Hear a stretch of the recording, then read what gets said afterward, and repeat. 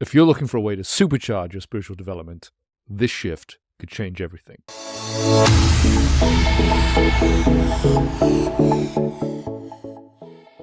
Over thousands of years, yogis lived a life of seclusion, devoted to God realization, but at the expense of the dire immediate needs of the world in crisis around them.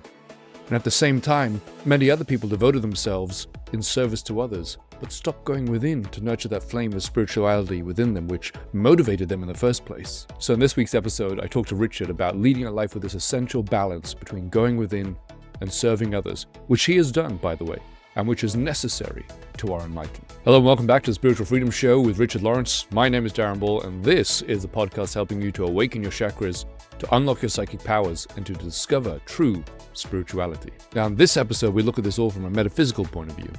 So you'll learn about the serious internal blockages we can cause in our chakras and our subtle nervous system when we ignore this call to serve, or even when we stop going within to nurture that flame within us. We'll also learn about the surprising effect that it can have on our chakras when we study spiritual truth and face up to our failings in life. Finally, you'll learn about the sobering role that we can play in the crises that we face in life and what their purpose is for our spiritual evolution. Now, if you haven't subscribed, be sure to hit that bell so you don't miss any future conversation between Richard and myself, exploring these profound spiritual truths, particularly about the chakras.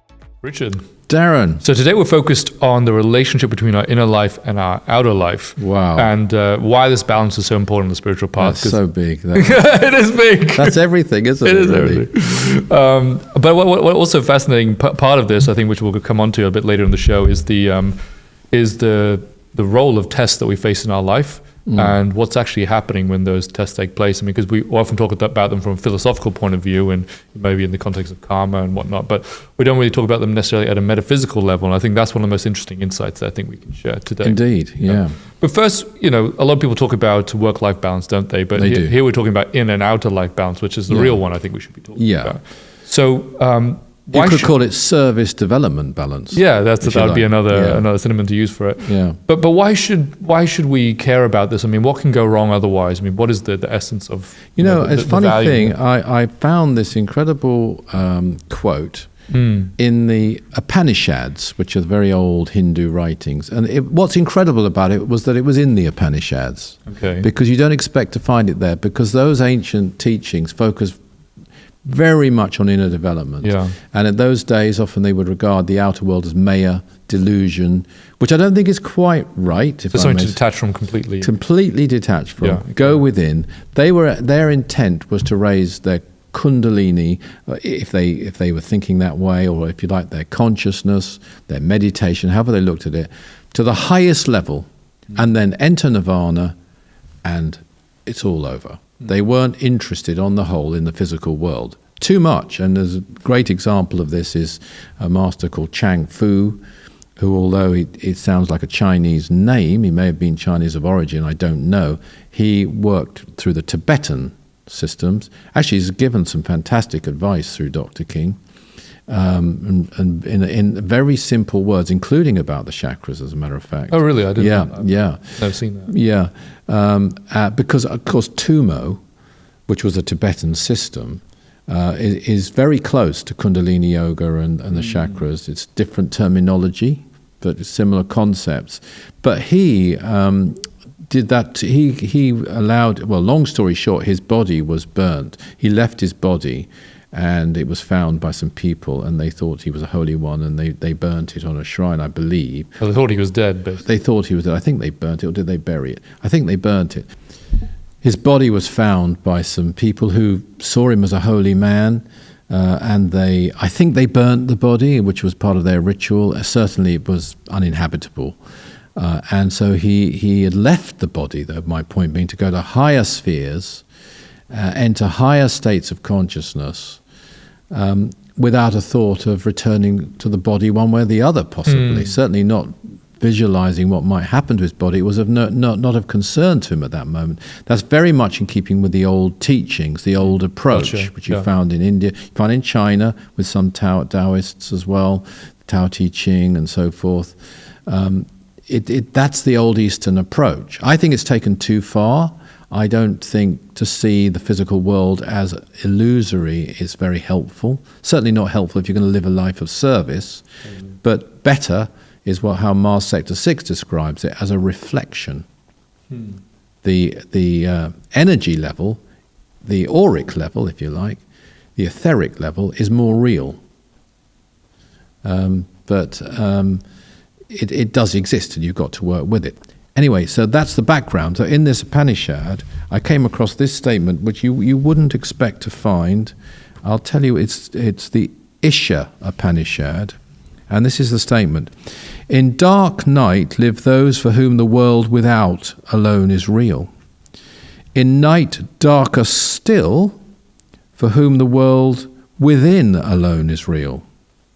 The first leads to a life of action, the second of meditation. But those who combine action with meditation go across the sea of death through action and enter into immortality.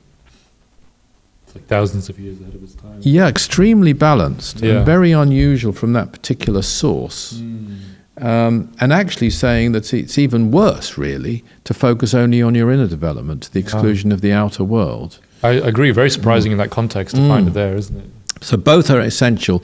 And the other thing, and I've seen this, I've seen it in several cases, sadly enough. Yeah. If you neglect, and in the cases I've seen, it's often they neglect their inner life, sooner or later, your outer life of service to others will wither on the vine, will fade. You won't know why you're doing it after a while. You might cease to believe in it, or even if you believe in it, you'll think, well, yeah, okay, it's good, but I can't be bothered, or this. You'll lose your motivation unless you develop the inner faculty as well. What's that quote from the Master Aetherius? Oh, yeah. Go outwards. Yeah, go upwards, but never forget to go inwards. That's right, yeah. Well, I think it's an interesting point because just going a little bit deeper into what you said, it's, you're saying you sort of like you don't know anymore why you're doing it. That's because you're losing touch with your own higher self. It is, right? Yeah. I've seen that happen, yeah. Because some people think, oh, you just sort of like got over it, or weren't interested anymore. But no, it's actually because you're becoming disconnected from that source within you that recognizes truth, and that soul urge that you're following in the first place. And when you start to become disconnected from that, then your everyday life starts to question why you're doing those actions. And I think, in the context of what you read there, also the other way around, where you're neglecting the things that you could be doing outwardly, the service and whatever else. And this is a point, and I had this experience actually when I first took to this path of service. I actually was very motivated by inner development. That's what I really wanted at that point. And I'd come across some great teachings known as the aphorisms of Patanjali. Yeah. And I wanted to do that. I wanted to really go for it and really gain samadhi. That was my goal. And then I realized that service was more important. And so at first, I wasn't really reluctant to serve, but I was slightly disappointed. And sometimes I would think, look, rather than going to work at, in my spiritual work, which might have been here in London, actually, at the headquarters here. I was a student at university at the time. I'm going to spend hours doing mantra, for example, like Dr. King did in the early days and so on. I thought, I'll do that. And I remember one occasion sitting down doing these mantras, and I reached an absolute block. Couldn't do that. It just wasn't working, because all the time my mind was telling me, you should be up there helping. And they needed help, and I had to stop and go up and do it. So it's a question of finding that balance, and very often you put service to others first. It is, I call it the first among equals. Okay, they're both they have to be equally vital. But this is the point, though. If you neglected the outer world, and not just the world of service, by the way, but also the world of physical necessity. I mean, years ago I met a medium and actually stayed with her when I was getting very interested in mediumship. And she was very good. I mean, she could actually enter trance and play. She wasn't a pianist, but she could play beautiful piano music. Well, she did big demonstrations in London. And in the room where I was staying, which was a perfectly reasonable house she lived in, there was a leak in the roof. And there was a sort of some kind of, I think, a bucket to collect the drips of water. Yeah. And in the morning, I came down to breakfast. I mean, I'm only sort of 20, 21. I didn't care much. She's over breakfast. She said, by the way, I apologise to you about that leak in the roof where you were staying. And I have had a message, she said, from a guide telling me I must fix my roof. So, you don't need a guide to tell you. Yeah, exactly. There's something wrong here. And I often wonder if that guide wasn't one of my guides. She had that Telling before. her, yeah. I don't know. But this is what I mean. I mean, that's a true example, but it's a silly one. But you can't neglect the physical necessities of life, that they're absolutely crucial. That there's a brilliant line, actually, in The Fourth Freedom, where he talks about the things you need to do when you're really quite advanced, and you're then entering the capability of true meditation. You might say samadhic meditation. And he says you do this then through manipulating your karma through service. They may not be in the right order. Strict control, and so on. And so on. I've often thought of giving a talk on and so on. I don't know how popular it would be, but these are the things you have to do. You have to manage your affairs, and that's critical. If you just go within and ignore that, sooner or later, you won't be able to go within, because you'll get into some real trouble. Yeah. So it's those things, but especially service, though. And if you are being called to serve and you're ignoring that call to serve in order to develop yourself, which a lot of these yogis, mystics have done and maybe are doing now, some lamas and so on, they're ignoring that call to serve. Then what are they doing? They are blocking their chakras. Interesting. Yeah. They are blocking their higher chakras, and they themselves are creating internal blockages, and they themselves are bringing about the wrong flow of energy through their internal nadis as a result. And this will bring a decline sooner or later, either a standstill, but as Dr. King used to say, you can't stand still. If you stand still for too long, you will get run over. That's a good one, yeah. You'll bring about these blockages, and sooner or later that will affect your own development, and it will deteriorate. So it'll decline. So this is the essential balance. That's pretty interesting, I think, because you wouldn't necessarily think that someone who is on the spiritual path and doing these practices or whatever would be creating more blockages than they had previously, because we tend to associate them with things that we sort of get wrong in life, but we don't think about that necessarily as getting something wrong in life. But it's, for me, what's also fascinating about that is the blockages. It sort of relates it back to the experiences that we need as well in life. And by way of because we ignore the outer life, or we sort of detach from it, or we don't think it's important, or we think it's illusory. There may be experiences that we need that we're not able to, that we don't have. And we're avoiding certain lessons. It can be escapism from Yes. certain essential lessons. Because actually, if you do go within correctly, it can be extremely painful and quite unpleasant at times. People don't think that. It's not. It can be very peaceful. And if you engage in service, even difficult service, even under very difficult conditions sometimes, where you're witnessing suffering, strangely enough, you can feel great peace at the same time. So these things are, they're not what one might think. You can have people in beautiful, and we know about them, with great wealth, indulging themselves, and they want peace, or they want indulgence, whatever it is, and they don't feel peaceful at all. They don't feel happy at all. The slightest thing upsets them, bothers them, that shouldn't bother them. Might be something that has to be rectified, but it shouldn't bother them, but does bother them because they aren't at some internal peace, because of what they are doing, or because of what they are not doing. Exactly. Yeah. One other interesting point that I think you raised there about people who are going within at the expense of the service that's needed outwardly is that the blockages come almost because you're opposed to the implications of the reality of oneness. It's like as you declared before, sort of if you knew oneness, then it would be insane not to be helping. That's what you would, that's how you would perceive it to be. And essentially it is from a metaphysical standpoint, because you're putting up these blockers that don't allow that realization to sort of live within you. And in a metaphysical way, I guess that would be the free flow of prana in the correct way through your chakras and your nadic system. It would. And also it's allowing the inner voice, the higher voice, to speak. And sometimes you don't know why. It's not, you work it out. Somebody can rationalize. I mean, sorry to say this, but look at some lawyers, and they have an essential tenet, some lawyers, which I regard as immoral, actually, unethical, but they think it's an ethical thing, which is they say that the barrister, as we say in England, the attorney, whatever, should defend their client to the best of their ability. And that's what the attorney should do.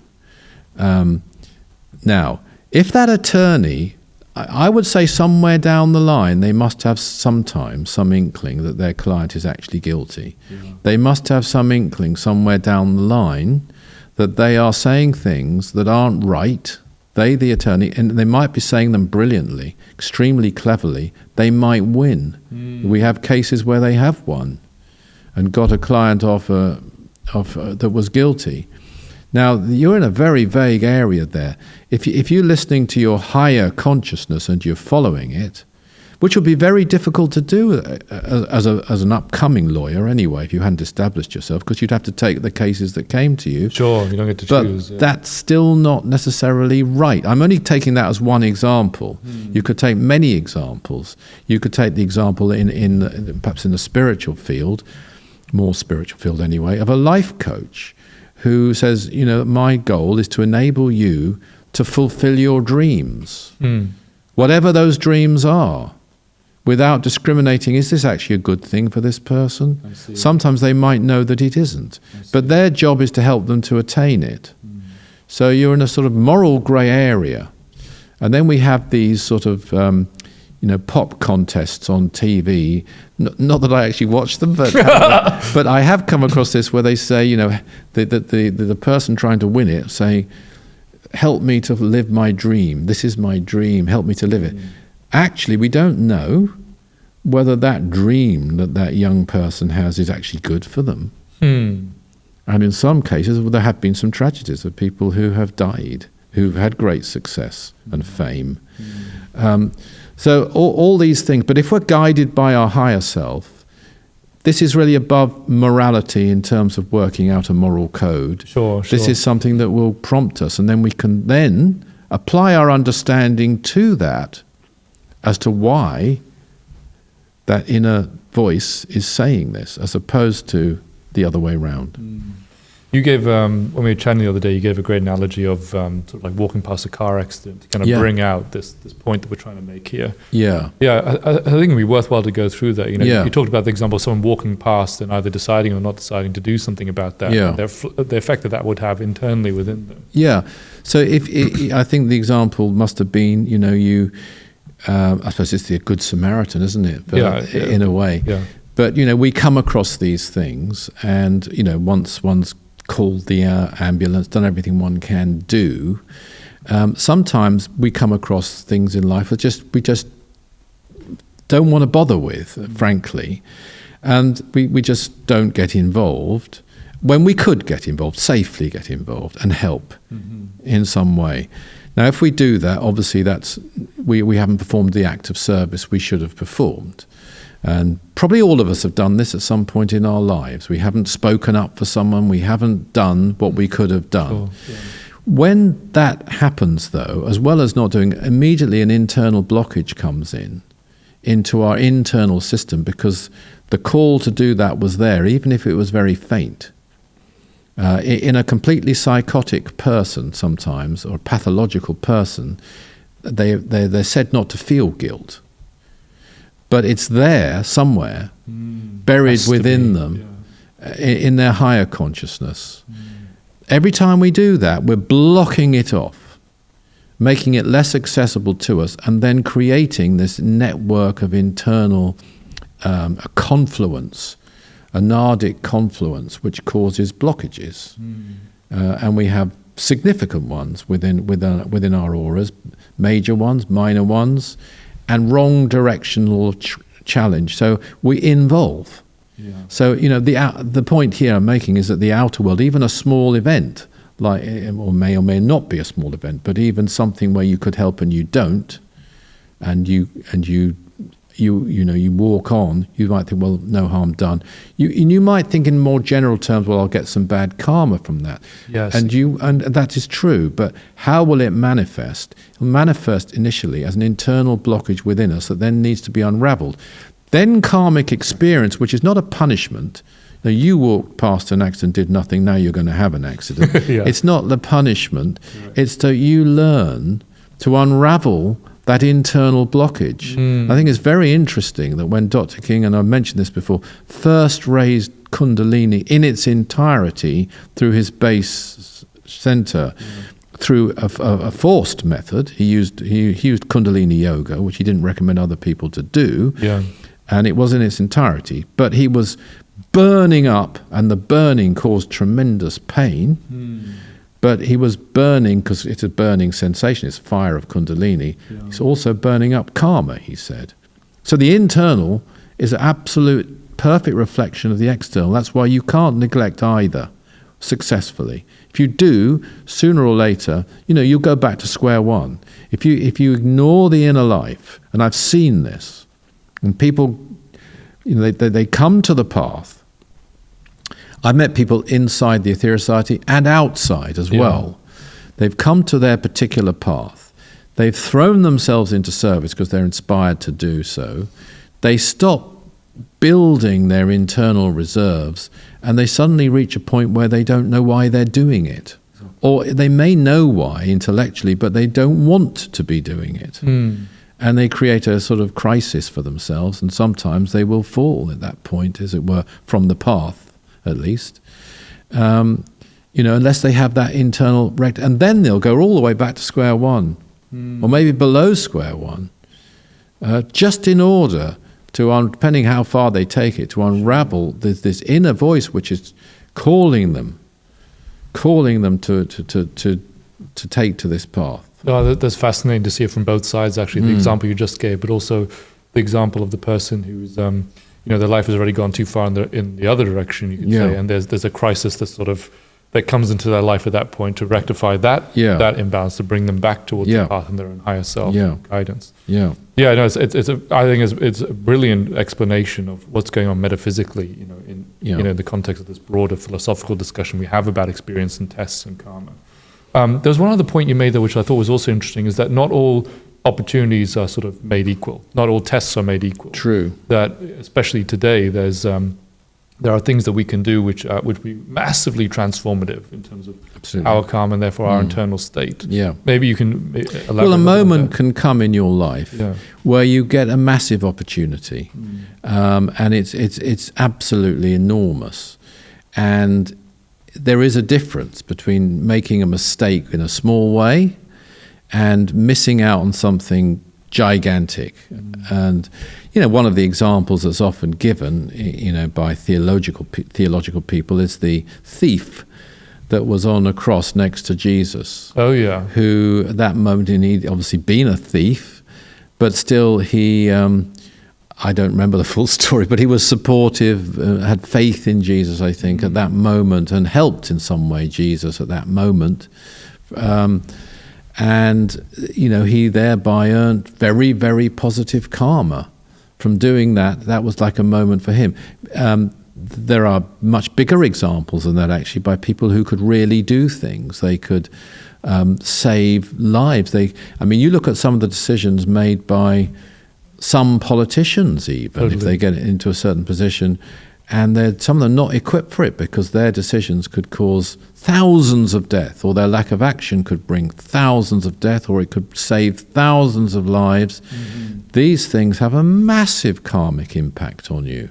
And because the internal, whatever brought you to that point to have that opportunity to save those lives, if you don't take it, has been completely undermined, and you will have a much bigger fall, of course, than if it's a small thing where you didn't help someone when they tripped over or something. No, I think it's because also we can think about it in terms of the you gave examples of the politician and whatnot, but I think also there are opportunities today to do great good that they're we wouldn't necessarily had in the past. Absolutely. More than politicians, by the way. There are things people can do now that are more powerful than politics. I mean, politicians are... I'm there talking about very rare cases where perhaps presidents, prime ministers, certain individuals may not even be known particularly. It might be in the background, but they could really make a big, enormous difference. That happens, but most of the time, what politicians are doing isn't nearly as powerful as what really active spiritual workers are doing, because the really active spiritual workers are changing the karma of the world as a whole. Exactly. And that impacts. As I've said before, we have experiences we need, and they will come along, and they will come along to teach us, especially if we're really honest with ourselves. As I say, it can be quite painful at times. It can be absolutely wonderful at times. You can have a moment internally where you're facing up to your own failings, and it's painful, and at the same time as it's painful, great waves of peace enfold you. And it's a very odd thing, and some people may have experienced this, because you are relieved at that moment. You've removed the blockages just by thinking correctly. Yes. And likewise, if you study great truths, great teachings, they release certain blockages, certain false ideas that are limiting you. And then you're accepting these higher truths, and there's a great release internally. Yeah. So, then you have the experiences that you need to improve your karma, but there's something even greater than that, and that is fulfilling your destiny to serve all life in the most potent manner you possibly can, whether it's down a line that you're drawn to or not, whether you're going to necessarily gain the particular experiences at that moment that you need or not. Sure. Yeah. You're doing it because it's the greatest thing you can do. And if those chances come along, and they can come along, to everybody, by the way, to some extent, take them. Yeah, I think that's a beautiful way to put it. I'll end with one short story, which is that in an event I did recently, someone asked a question, what's the shortcut to raising Kundalini? And I was like, but the answer you just gave, it's not a shortcut per se, but it is the way that you can have a tremendous impact on your life because of the impact that you can have on the world around you. Absolutely. And I've had some states, I've had two actually, samadhic states, and I think it's the result of what I've done with my life. Yes. Especially around and in connection with Dr. King, which doesn't mean you've got to have physically known Dr. King, by the way, but in my case I did, and since his passing. It's got a lot more to do with that than any particular spiritual practice, I believe. But without the spiritual practices, I wouldn't have been in the position to do the things I did. Perfect way to end. Thank you very much, Richard. Thank you.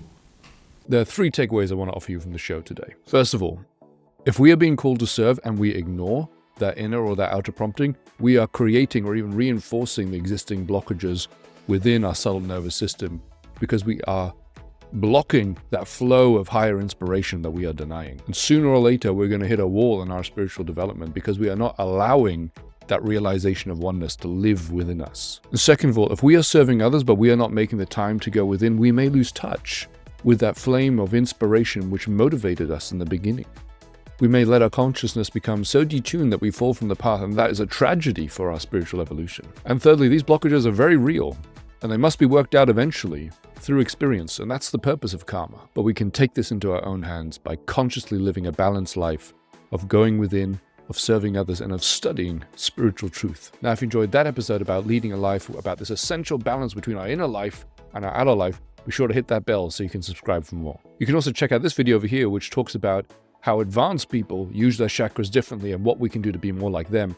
Or this video over here that goes into the 3 simple ways, a simple framework given by Richard where we can unblock our chakras. And if you can get to London in early April, be sure to check out the description for more information about Richard's upcoming event, Awaken Your Chakras, Key to All Spiritual Powers. Thanks for tuning in, and see you next time.